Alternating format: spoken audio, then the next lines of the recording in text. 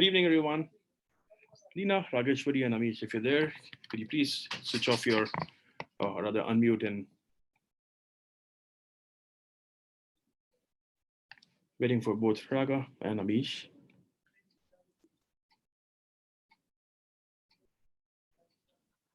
Hello. Hi, everybody. Hello, everyone. Lina, Hi, your permission Hi, to start. Lina. Hello, Amish. Hi, how are you, Lina. Raageshwari? How are you, Lina? Hi, Ravi. I'm in the lucky position of sharing the stage with beautiful, intelligent, articulate women. All I have to do is keep quiet and listen. They can do all the talking. I'm going to keep, sipping my tea and eating my fruit. Wonderful. We are very happy you feel that way, Amish. Thank you. Thank you, Amish. Thank you, Lina. Thank you, Raga. Do I have the permission to start and say a few words before I give it all to you guys? So I'm just very delighted to be here with my dear friend Raageshwari, who I've known for very loads of love. And I was very lucky to do a blurb for her book recently, and I'll tell you what I wrote about because I truly, truly believe it, and that's only after reading the synopsis. Yes, and I've been wanting to catch up with Amish for a very long time. So here we all are. He is amazing, Amish. Thank you. Great. Thank you. So thank you everyone for being here. And congratulations on the book launch, Raageshwari. Thank you, Amish. You're launching it. And you do not even know about it. And you could talk a bit about it with all the attendees here on Facebook, YouTube, and all the platforms here. So thank you everyone for being on time. Thank you attendees for being on time. And hello everyone, namaste, and welcome to today's session. My name is Ravi Santlani, and I'm the founder of ScooNews, India's largest media platform for the education sector. We have over 2,182 attendees registered for this webinar and are live with us on Zoom, Facebook, and YouTube. Thank you for all your interest in coming. So today's topic is Rethink, Reimagine, Reevaluate, and Redefining Our Life Post-COVID-19. And to brainstorm on the same, we have with us Lina Ashar, who will be chairing this panel. She's an Indian educationist, entrepreneur, and writer based out of Mumbai. She's the founder of Kangaroo Kids International Preschool and Billabong High International School. The journey from one Kangaroo Kids Preschool to a network of Kangaroo Kids Preschools and Billabong High International Schools across 29 different cities in India, as well as in Dubai, Maldives, and Qatar has been a phenomenal one. Lina's unique approach, injections of potent solutions and radical processes to ensure that the quality of education is improved has been instantaneously well received and noticed. We also have Amish Tripathi, who's a diplomat, author, and columnist. He has taken over as the director of the Nehru Center in London in October 2019. Amish has been listed among the 50 most powerful Indians by India Today magazine in 2019. Forbes India has regularly ranked Amish among the top 100 most influential celebrities in India. Amish was also selected as an Eisenhower Fellow, a prestigious American program for outstanding leaders from around the world in 2014. Amish published his first book in 2010 and has written 7 books till date. His books have sold 5 million copies and have been translated into 10 Indian and 9 international languages. Amish is also an alumnus of the prestigious Indian Institute of Management, IIM Calcutta. He worked for 14 years in the financial services industry before turning to writing. We have our celebrity, Raageshwari Loomba Swaroop, who's an actor, award-winning celebrity, automatically such a nosedive from all of this. So everyone is a celebrity here. So Raageshwari is an actor and award-winning singer of many music albums and MTV VJ. At the peak of her career, she was struck with Bell's palsy. Her recovery with the help of yoga and mindfulness has been very well documented. Her mindfulness career includes her work with her guru Jack Canfield, an affirmation CD with the late Louis Hay, a Tibetan rights documentary, and performing at the Nobel Peace Center. Raageshwari is now an author with Penguin Books and has just released a mindfulness book for parents and children, which is called Building Happy Family.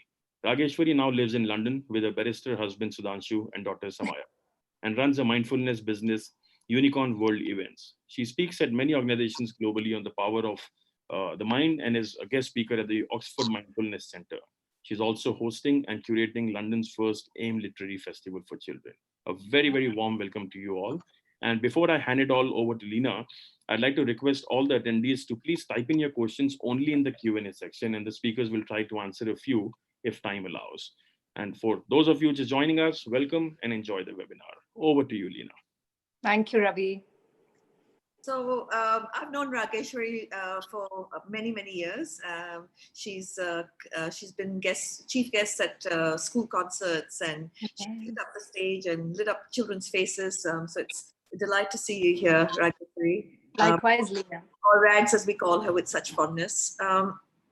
I only read her synopsis of the book.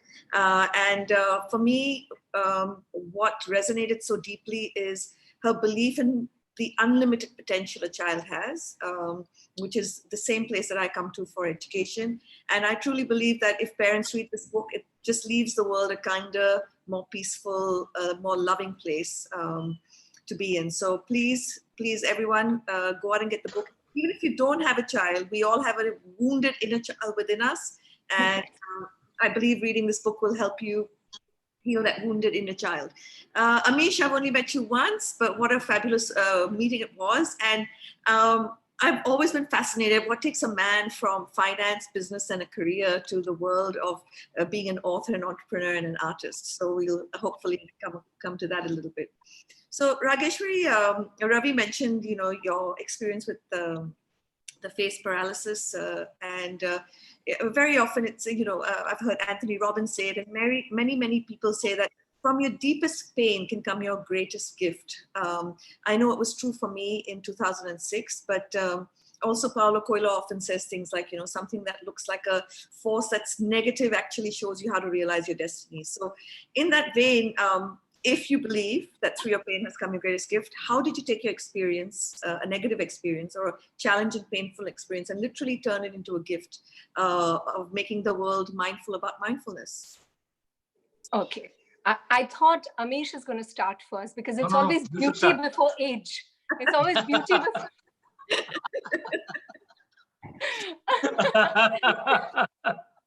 So, but firstly, thank you, Lina. Thank you for the question. First, I just want to make space, hello to everybody. Pranam to all my elders. I want to make space, with for anyone who's more distressed than any of us during COVID times. So, perhaps someone succumbed to it. So, my condolences. I want to make space sending my gratitude and love to families, especially the ones, who are teachers, journalists, the police, our farmers, people working in the front line. So I want to make space for them. So my love, and I'm sure Amish joins in as well. So coming to your question, yes, when I look back, it's been 20 years when, I had facial paralysis, and you'll see so many, my goodness, so many parallels, because it was the darkest phase for me because I was just 20, 21 at the peak of my career, just after a heartbreak, career come to a standstill. So I was, forced into solitude because I did not want to meet anyone. And it was so interesting because I wanted to, but I did not want to answer the questions at what's happened to my face. But it's so interesting that everything changed when I spent time with myself. Because I nosedived into mindfulness only post that. My father worked with Maharishi Mahesh Yogi. So I grew up with Dad always telling me, meditate, meditate, meditate. It was like a broken record. I said, okay, meditate. But here I am sitting when I was facially paralyzed in my room, looking at my study. And then there's this book that pops out. It keeps looking at me. It's Alpha Silver Mind Control. And I started to read that. And I said, what? Power of the mind? I could have attracted this. So my inner world creates my external world. What are they trying to say? And that's when my inner journey actually began. But today, when you look at the parallels, it's so interesting. It's all about the connection with oneself. And we're missing the connection with others. But we cannot connect with others if we cannot connect with ourselves. But what I learned from that journey after facial paralysis, yes, it was tough during that time, but thank God it happened to me, because after that, I started to realize I love challenges. I must love failures, because you could go, to the gym for building muscles. You could read books for knowledge, but if you really want wisdom, and it's work in progress for me, but if you want that, then you must enjoy experiences like challenges and a crisis and failures and mistakes. And that's what I think parents, teachers, educationists must consistently remember to teach children. Just enjoy your failures, enjoy your mistakes. We can program that. It's my daughter. She's just walked in. It's okay. It's okay. Samaya, we're going live. My goodness, this was as if on cue. Okay, Amish and Lina. Hi, how are you? Because, okay, I can. So if we can teach them to really enjoy, what do mistakes do? What do mistakes do? Can you tell us what do mistakes do? They make our brain grow bigger. So if there are little children watching us, that's what they do. And we can program children at that age, 0 to 7, as Panchatantra always said. And today's science proves that they have that power. And I think that's what I want children to always know. Don't fear mistakes. We love you even more. Oh, don't, sweetheart, my darling. If we do that, the camera is just going to fall. Now, there's Amish uncle, and there's Hi, Lina. how are you? You love them. And give a flying kissy, and their papa's waiting, and I'll be back. So you guys know this is as live as it can be. Live webinar with Lina, lockdown with a 4-year-old. I'll be back. So Amish, let me ask you a question while we're waiting for it to come back, because my follow-on question to us, that do you feel one day we'll look back on this time and say, thank God it happened? Look, it's a pandemic. Okay, it's something that is shaken up the world. All the pieces have been shaken up and thrown up in the air. How they will land? Sorry, Raageshwari, do you want to complete your point? No. We can always go back. No, sweetheart. All good. So that's all. That it changed my mindset about mistakes and failures, and so for me, except for the fear of losing my loved ones, the other superficial anchors that I held on to, I'm really not connected with them. So hence, that's all I could learn from that. And I think that is the foundation for life, especially where our children are concerned. Could say, hey, listen, I'm not really scared of making a mistake or failing. So that's when your children will take chances. Once you teach children to take failures with a different mindset, you have a winner already. Over to you, Amish. Sorry. So the question I was asking you, Rice, from there is, do you feel that one day, if through pain can come your greatest gift, do you think one day we may look at this time full of obstacles and opportunities? And obviously a lot of people have been terribly hurt. But do you think one day we may see that this could be fuel for developing human potential in humanity as? Yeah, so what I was saying is essentially, look, COVID is a pandemic. It is an event, right? Life is not about what happens to you. Life is more about how you react to what happens to you. One of the key things in the Indian way, in the dharmic way, is the ability to learn how you should live your life, because you can't really control how things happen to you. The events that happen to you aren't in your control.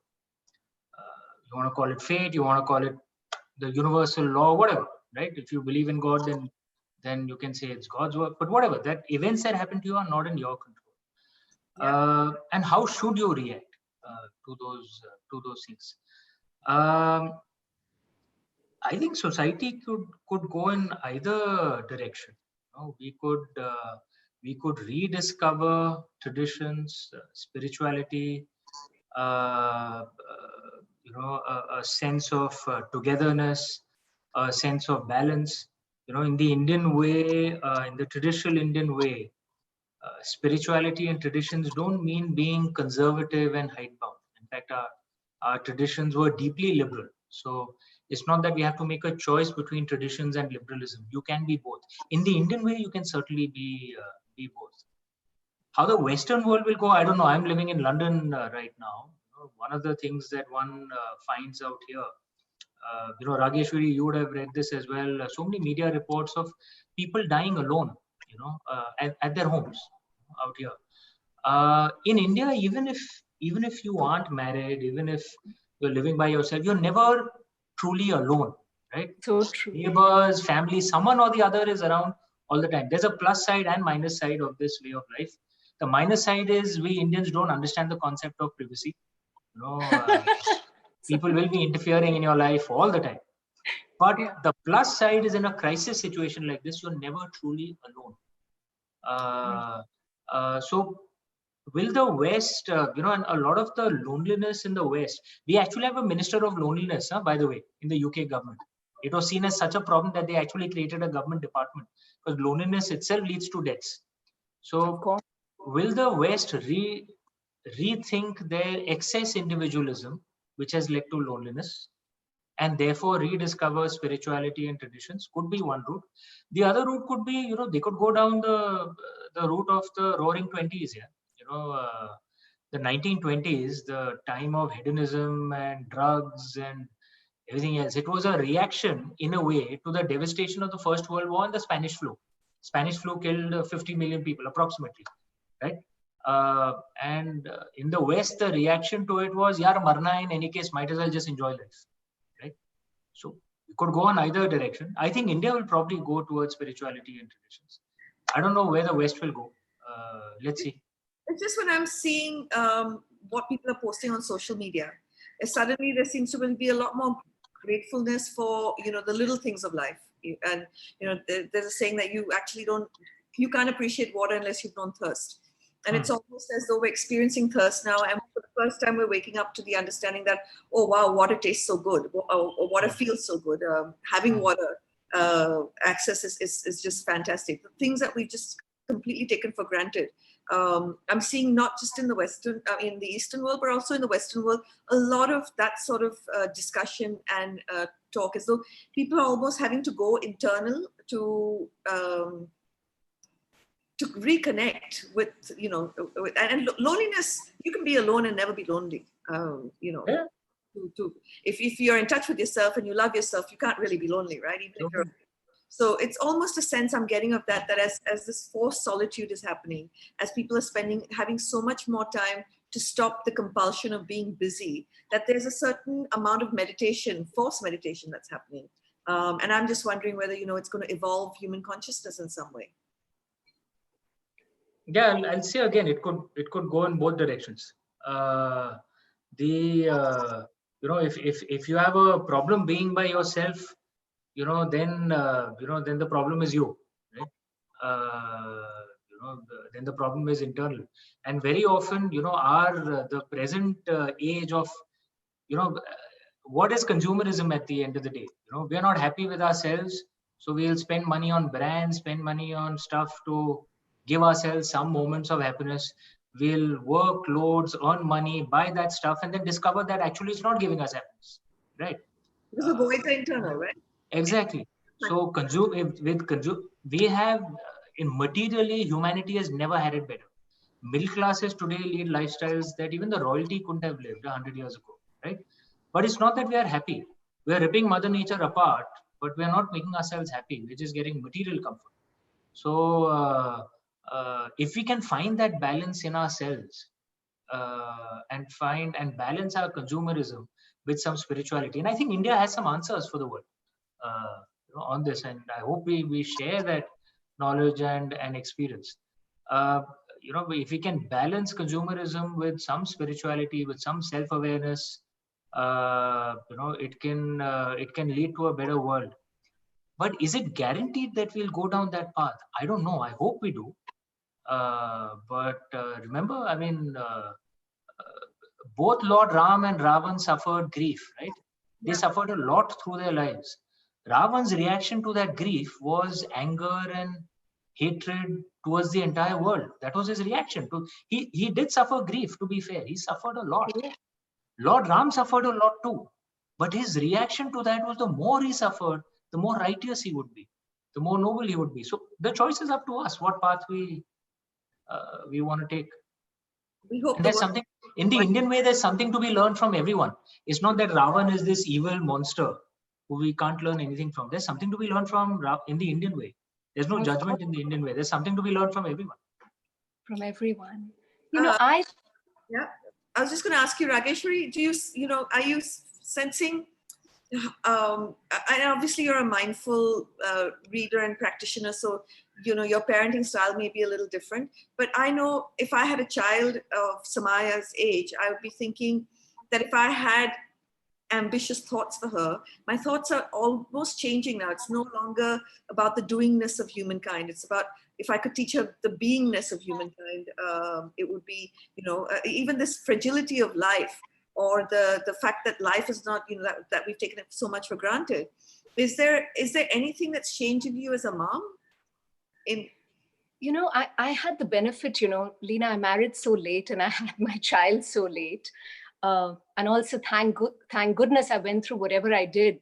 So when I knew that I had Samaya, I wanted to really firstly nurture my own inner wounds. So when we even talk about changing people right now where the pandemic is concerned, the ones who already are on this journey of inner work, they're not going to wait for the pandemic to end to change. Their journey would have begun now. And if it's already begun, they'd be like, listen, I'm fine with this. I'm fine with this, because they're so connected with themselves that they're fine being alone. They're okay with not going to a restaurant. They're okay with the trappings that Amish called, right? Consumerism. They're okay without the penthouses and the cars. They're like, okay, I actually need very little. So where my parenting with Samaya is concerned, it's all about, if I see a toddler, especially because, her exposure is limited to what I'm exposing her. When it's a teenager, then of course, if I see a lot of stress and anxiety in them, then I would say, are you watching too much TV? Are you hearing a lot of the news? Because there's a difference between awareness and addiction. And people are waking up and they're on the news and they're counting the numbers. And energy goes where focus goes. So what are you focusing on at this point? That's very, very important for all of us to know. So thank goodness that science proves that each word has a frequency, each word has an energy. And what word are we always thinking about today? Doom, failure, fear about the future, coronavirus, illnesses. I mean, people actually imagining how they would be when they would fall ill. And that's the energy in a home. So I'm not talking about the words you use with your children. I'm talking about how are you taking this failure or crisis or challenge, and then the vibrations are sensed with a child. So, and I'm not talking from my hat, because, I have my debut book coming out. I was supposed to be with Roshni, our editor at Penguin, in India doing a tour. So we said, fine, it's okay. It's an interesting challenge. How now can we promote it and make it reach out to everybody? So as a child, she sees this. So for me, my parenting is not about her. It's about how am I bringing myself up? How am I showing her how mommy handles failure and challenges? That's okay, exactly what Amish said. We can't really control what's coming to us, but is my internal world really strong to see that it's okay, things could have been worse. So it's okay, I think I can handle this. If that answers you, Lina? It does. No, I think, and Raageshwari has put it so beautifully that, the same things that happen to us, we can either have an attitude of frustration, anger, or, which may not help us, right? Sometimes maybe anger is required, but very rarely.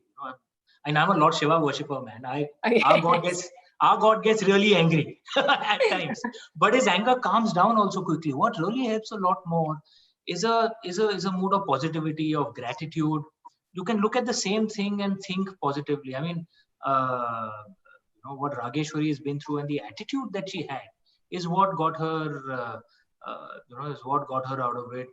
Having a sense of perspective, even on this pandemic, deadly and disastrous as it is, compared to some of the pandemics that humanity has suffered, as recently as, the Spanish flu, which killed 50 million people of a much smaller population.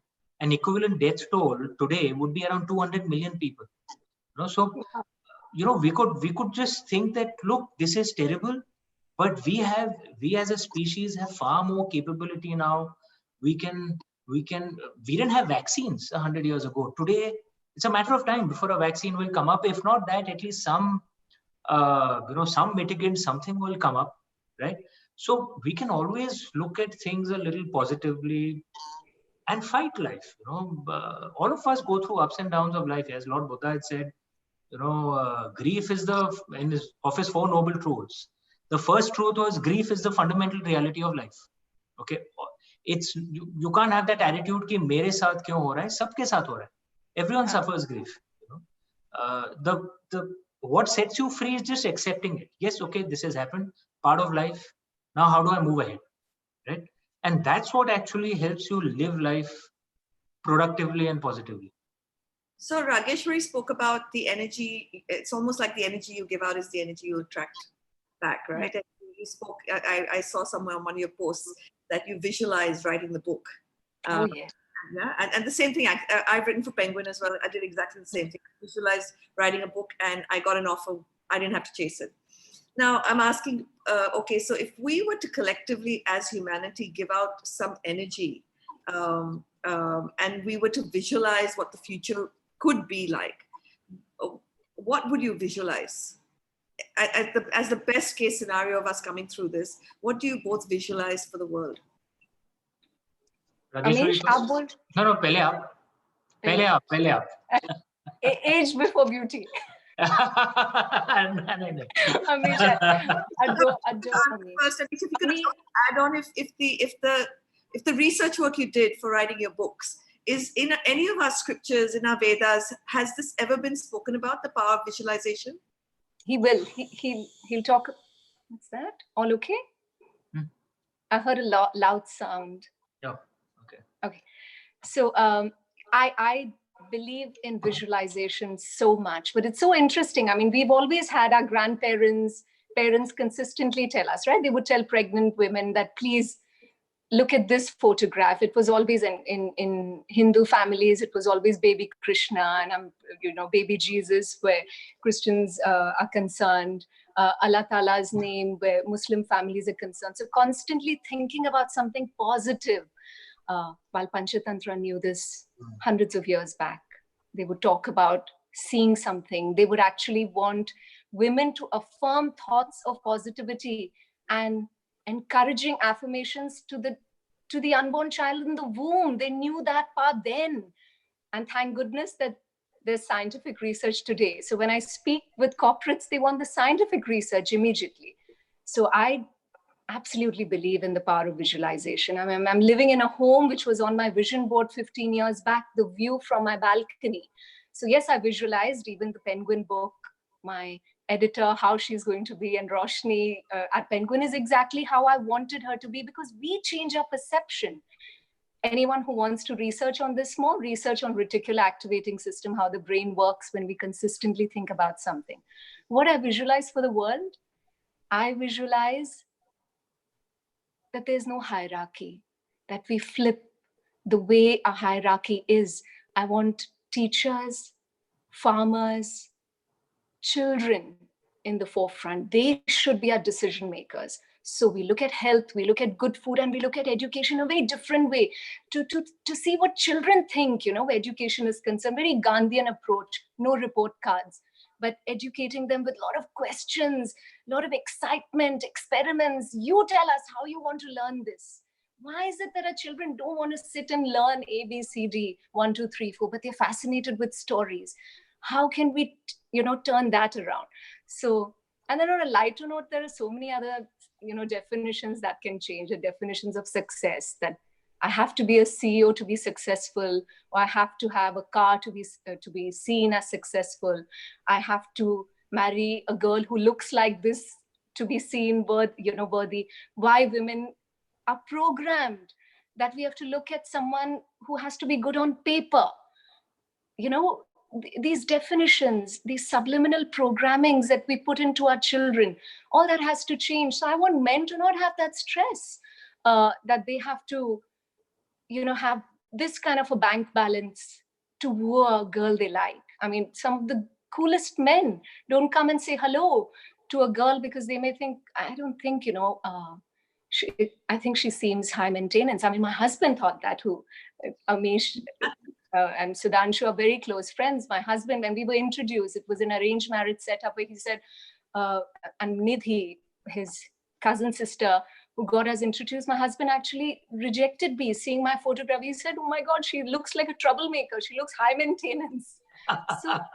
So I want this definition to change. Women, also the definition, what we think of success, and we're bringing up our children. Lina speaks on this beautifully, about how we need our children to believe that they're successful now and they will always be. They're perfect the way we are. The moment they're perfect the way they are. Because I think when we find, if we think our children are not good enough, it's because we deep down think we are not good enough in some way. So we've got to first accept ourselves, because of course we've not been told that, right? Our patterns of our well-meaning parents, our well-meaning teachers saying, no, you have to come first. You have to be good in maths. You've got to be good in this. You've got to be good in that. That's when you're perfect. So that's what I visualize for the world. How about you, Amish? Look, in the in the Indian way, there are a few things that, I mean, in our traditional, in the Vedas and the Upanishads, there is a description of the Brahman. It's not the caste Brahmin, it's Brahman. It's the formless divine. But it's not exactly like the Christian and Islamic God, because the formless divine never picks any sides, is not, in fact, the word that you use for, it's the limitations of English that we will use the word him or her for it. But in Sanskrit, it is beyond gender, beyond, and it just exists. Brahman just exists. I mean, it's, because pop psychology is not exactly, but it's a bit like the Force, right, in Star Wars, that it just exists, and its existence allows the universe to exist, right? That's what the Brahman is. But one of the things in the that our ancestors discussed in the Vedas and the Upanishads, the Brihadaranyaka Upanishad, for example, which is a discussion between Maharishi Yajnavalkya and Maharishika Maitreyi. We had women equivalent of prophets and messiahs, by the way, in ancient India. So women had a very high status in ancient India. So some of the discussions that happened, that this concept may be true, but it's very difficult for most ordinary people to understand, right? Most people simply don't have the ability to understand the formless divine. So therefore, to make them understand, you have to give some form, like to your point, visualization, right? To help you rise spiritually up to a level where then you can understand the formless divine. So therefore, then you find the form of the divine which appeals to you, right? So if there is someone who is,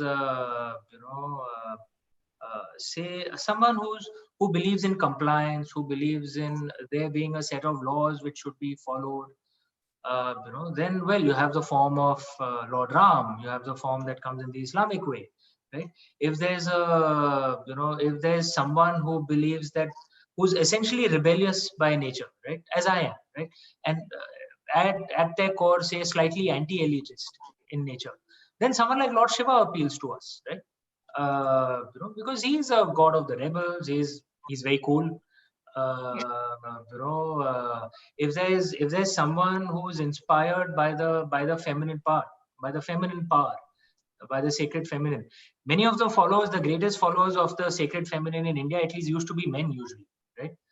So then you follow the path of Shakti Ma. So essentially, what is that? It is to make the divine understandable for you, so that you can rise up to a certain level, beyond which then you can understand the formula. And the formless divine, most people in the world, frankly, regardless of religion, frankly, do not understand. One of the ways our ancestors used to tell us that, how do you know you've understood the formless divine? When you find it impossible to hate anyone, okay? When you find it impossible to judge anyone. If you're that kind, you are wrong, you are right, you'll go to heaven, you'll go to hell. You haven't understood the formless divine, right? You're far away from it. Because with the formless divine, then you move beyond emotions. It is a very high spiritual level. Probably the Dalai Lama is at that stage, among the few, in the world. So it is a journey, and visualize. And what our ancestors understood is, you have to help most ordinary people. We are all ordinary people. We need some visualization, some help to help us rise. And then so therefore the divine comes to us in a form that we naturally get attracted to because of the kind of character that we have. It doesn't say anything about the divine. The divine doesn't have that character. The divine is simply taking on that character to appeal to us. That's all.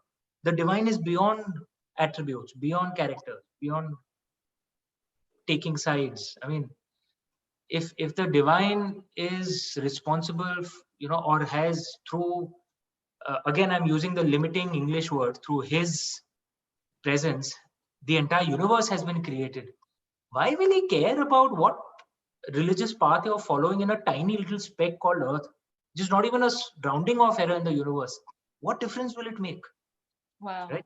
But most people don't get that. So you need a path to rise. So Amish, you've spoken about karma before.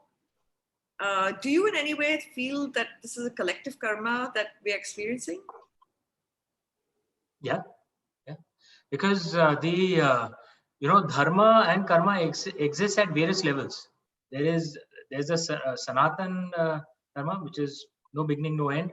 Then there is the Yug dharma, which is the dharma of the age. And there is the Kula dharma, the dharma of the community. For all of us, is the dharma of India. And then there's a Swadharma, my own personal dharma.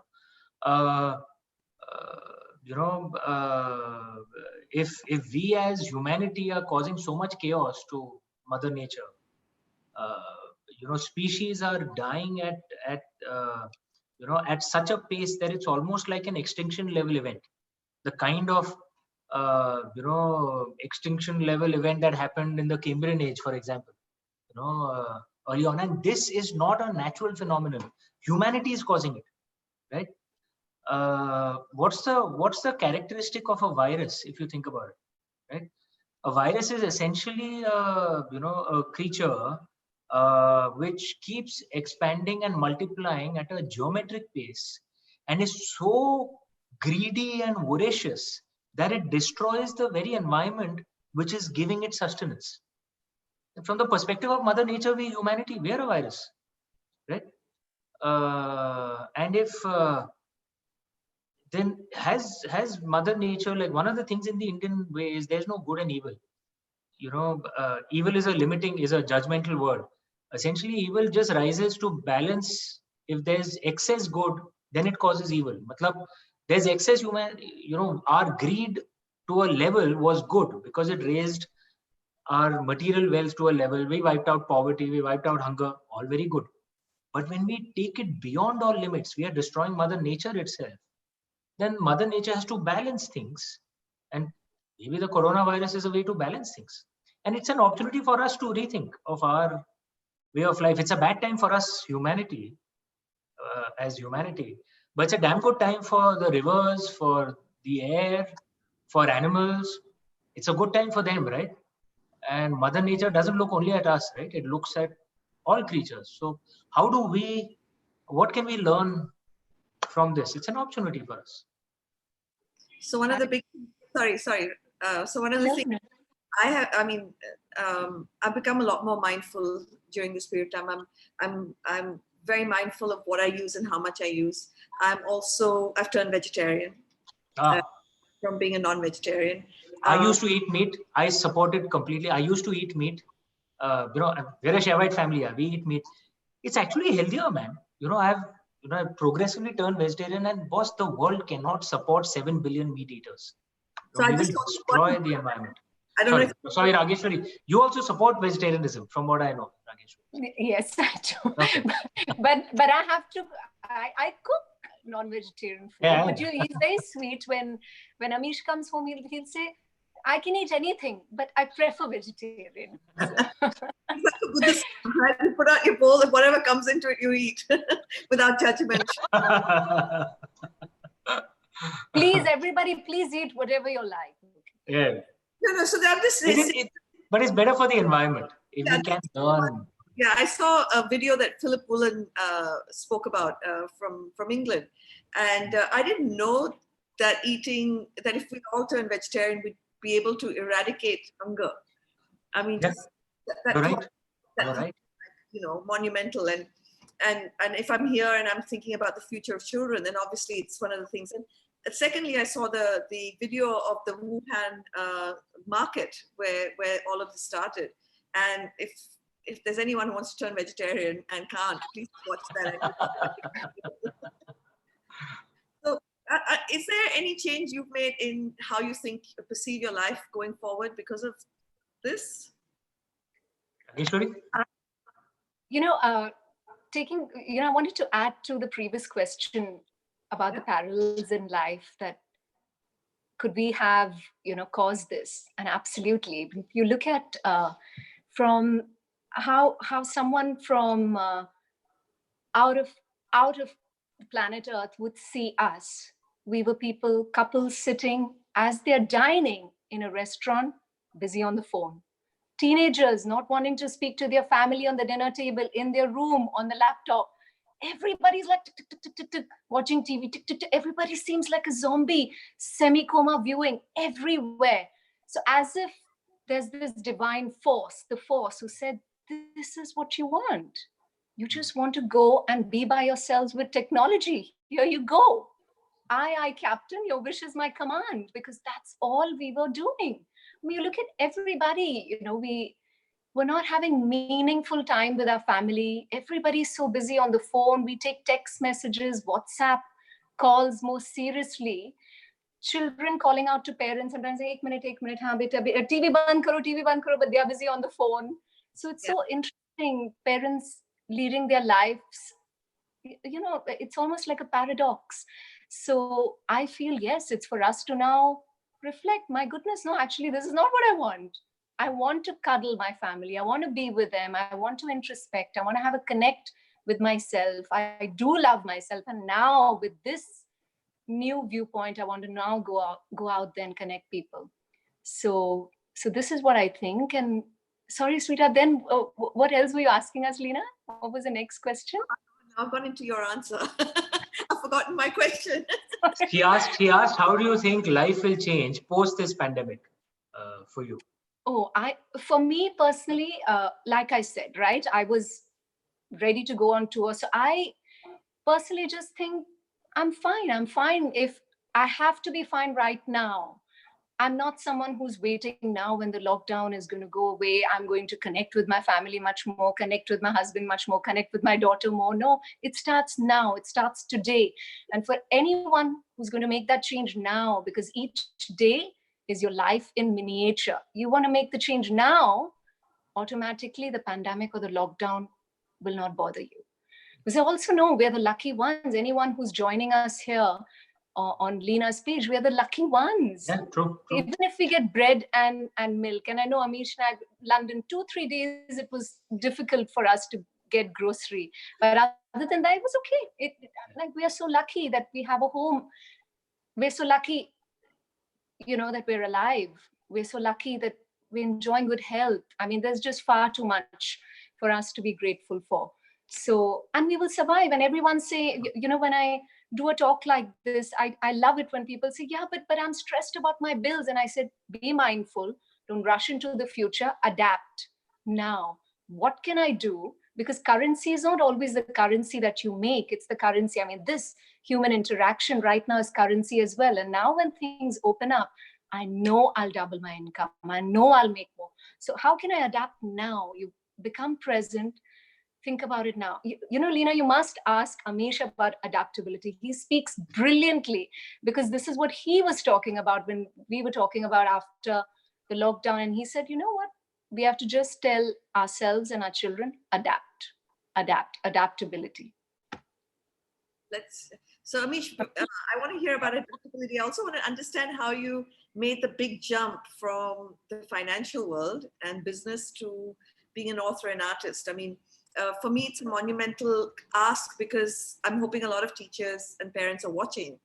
And I'm always, I'm always wanting parents to allow kids to follow their calling, their meaning.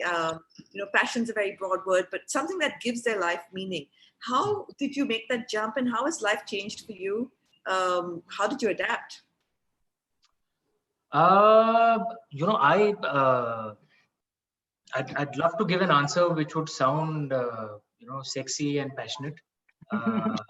But the reality is I wrote my first 2 books along with my job. I resigned only after my second book, only after my royalty check became more than my salary. So it was a very pragmatic decision. You approached it with a banker's mindset. Correct. And one of the things that we learn in the Indian way is have a balance between the head and the heart. You should use your heart to decide the destination, but use your head to plot the journey, right? Because if you listen only to your heart, you might jump without thinking. And what is a dream that was a source of happiness for you will actually become a nightmare, which is terrible, right? And if you ignore your heart, listen only to your head, then wo zindagi bhi koi zindagi hai. You'll not enjoy life. So I have a balance between the two. That's the way I approached my writing career.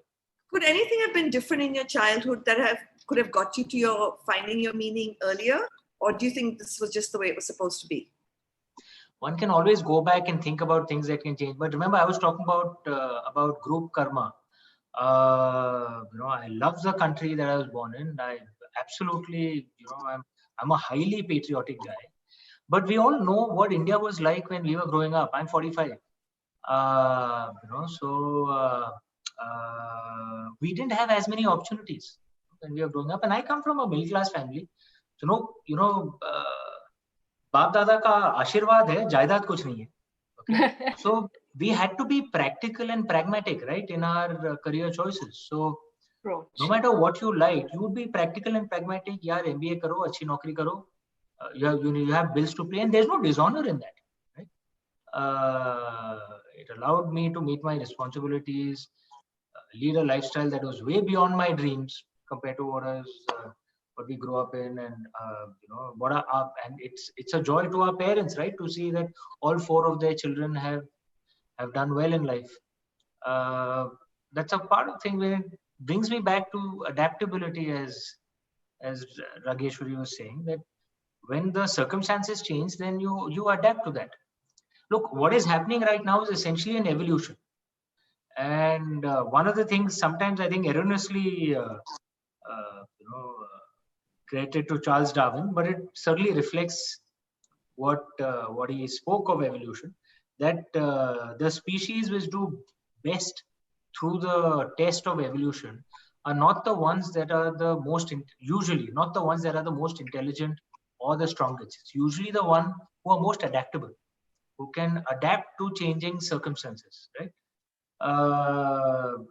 This is again something where this pandemic, where the entire world is being shaken up, all the pieces are thrown up in the air, and it will be true of individuals, it will be true of countries which are adaptable will succeed through this. Countries and individuals who still remain stuck to the old rules might find things difficult. So you have to be pragmatic and adaptable, and that's what we should teach our children as well. They might have some dreams, but those careers may not be available, because of this pandemic. I mean, there are industries, how things will pan out, no one can be sure right now. But one can be almost certain some industries will be hit really hard, and they'll find very difficult to recover. International travel, for example, you find it very difficult to recover. Cruise liners, for example, whether it'll ever, depending on how quickly a vaccine comes, right?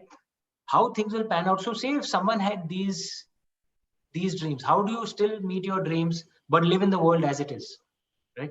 That's what pragmatism is about, right? That you can't live in the world as it should be. You have to live in the world the way it is. We are lucky we are Indians, because I think India will emerge stronger out of this. So our children will probably have a lot more opportunities. It may not necessarily be true of people in other countries. Some countries could get really badly hit. Some countries could break up. And people living there, they may be as talented, but what do? They're stuck in a country which is collapsing. What do they do? I mean, to give you an example, it's not necessary that we are more talented, or that there's no Syrian more talented than us. There could be, yeah? But that poor chap is a Syrian. He's living in a country which is completely collapsed. What can the poor chap do, even if he or she has talent, right? So there are challenges of life, and you have to see the world for what it is, and then adapt and find ways to thrive and succeed in that atmosphere, while still, keeping your heart alive, while still trying to, achieve your dreams, head and the heart together, net. That's what I'm saying. So we're at 5:53. I'm just wanting to take some questions from the people who are watching us.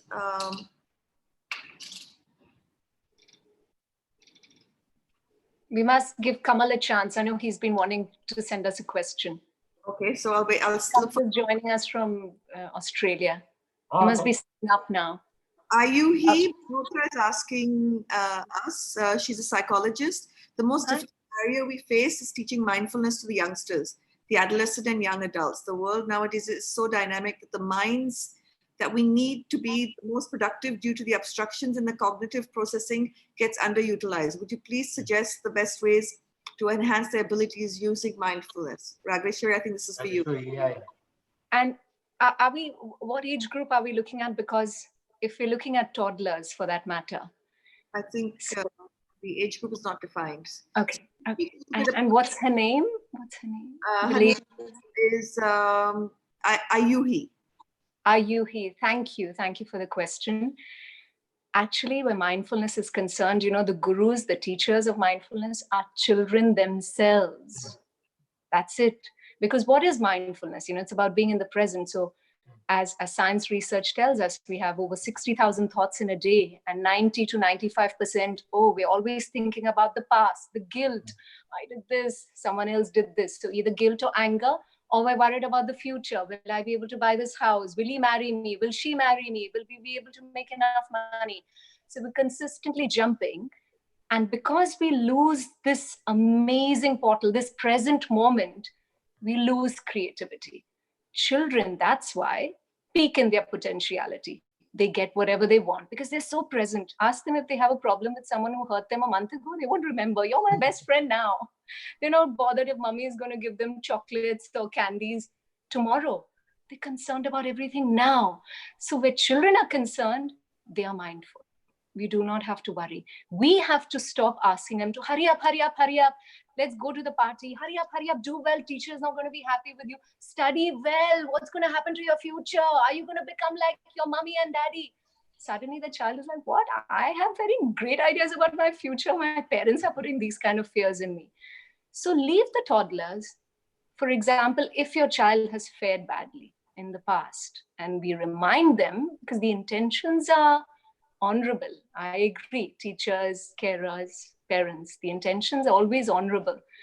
But we energize them and encourage them where today is concerned. Consistently tell them, you are a genius for me, my darling. I know you're going to do brilliantly. Come on, let's do this together. I know you are brilliant. So we don't say it the way it should be said, which is the truth. We're consistently worried about the past and the future. And that's all there is to it. And Amish said so beautifully that careers we are chasing today may be non-existent tomorrow. So teach your children about the genius that they do have within. Consistently tell them they're perfect the way they are, because look at the problems we adults face today. We teach our children everything, history, geography, math, all of this. But when we grow up as adults, what are the problems we face? Not problems connected to history, dates, or lengths of rivers. How to rise from failure. How do I recover from a heartbreak? How do I recover from financial downfalls? How do I believe in myself? How to never take rejection personally? Amish is a living example. I mean, he self-published his books. And not to say my first album, I mean, every record label said no. The critics panned it and it debuted at #1. We couldn't believe it. So it's very important to tell children rejection is not personal. I feel like chocolate ice cream today. I don't feel like vanilla. Vanilla is not sitting and crying there. I got rejected. So that mindset, and children are very good because they have a clean slate. So they will believe this. So that's all, I'd like to share. So that also answers Cherry Dhawan's question, which was a little bit similar. Then there's a question from Amish from Jyoti Mendrata. Amish is a person who has so much knowledge about our mythology. Can you put some light on how people acknowledge quarantine to self-prepare? So a message to youngsters perhaps to face that and do that. Some youngsters are misled with things like the Boris Becker locker room on InstaFad. Sorry, what's the locker room? I don't know. Okay. I think, I mean, in a way, this was essentially what we what we discussed through through much of this session. That what can be learned from the wisdom of the ancestors and philosophies. If philosophy is just something that you're reading in a book and discussing with your friends, then it's a complete waste. Philosophy is something that you need to apply in your life. That is the purpose of philosophy. And how to lead a productive life. Look, challenges and ups and downs are a part of life, man. Failures and successes are a part of life. If you're going to allow challenges to weigh you down or to wind you down, then then you're not leading life as it should be. And if you're gonna, if you also get into that negative attitude that why is this happening to me, it happens to everyone, man. Ups and downs are a part of everyone's life. I've had a very difficult personal situation the last 3-4 years, series of problems. One has to, manage life as it comes. That's you have no other choice. And philosophies that we learn can give us the tools to do that. And there's something that that's useful whether you're young, old, or anywhere in between.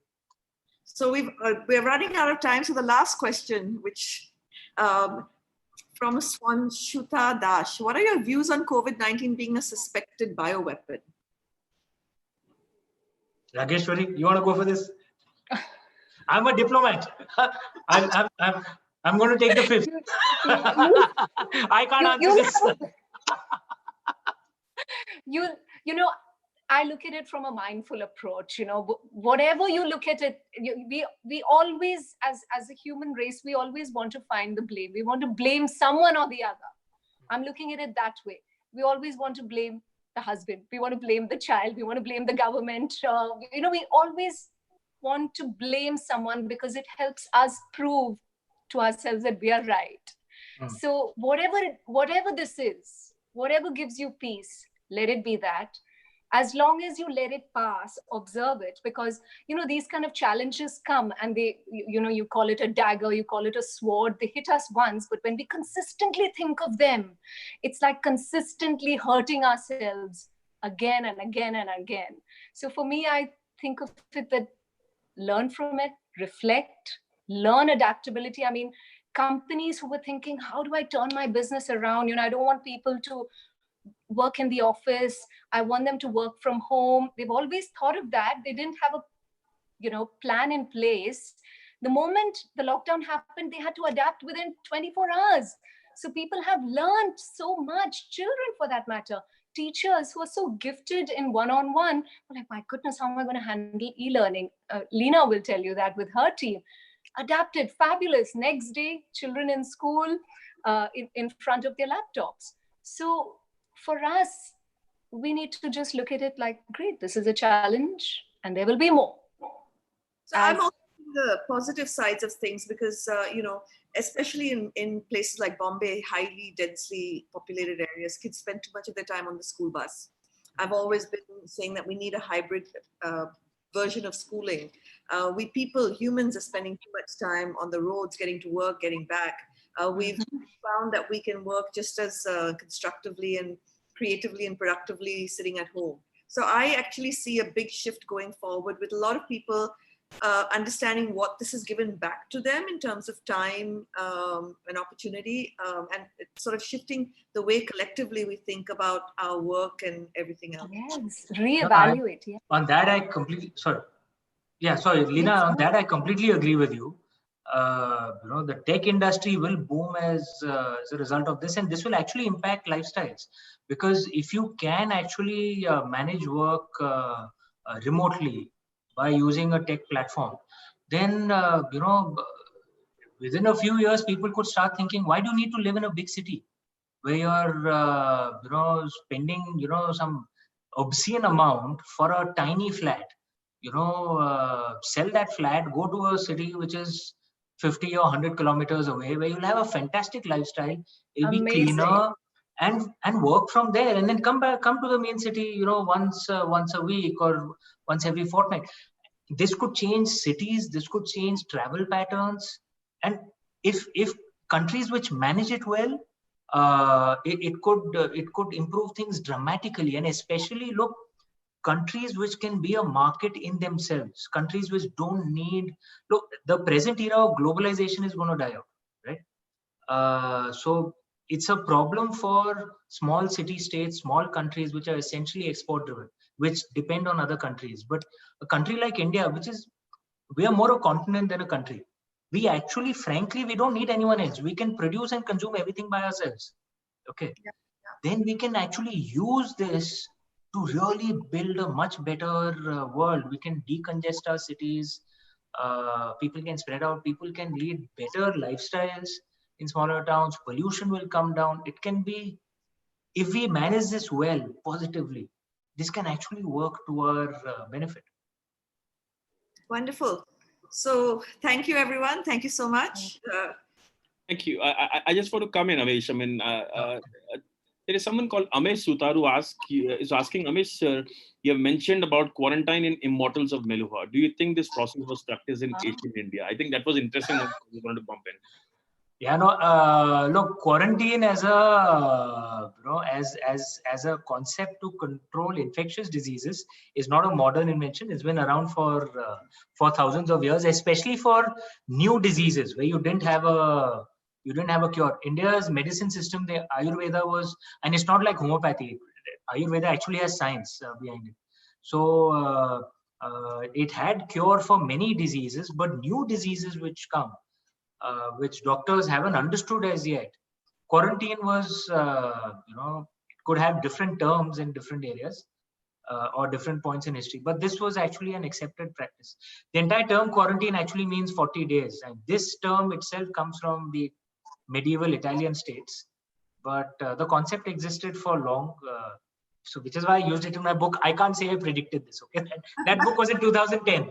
I believe it's 2020, so it's 20 plus 20 is 40. That's why, I mean, they kind of that. Correct. Thank you, Lina. Wow.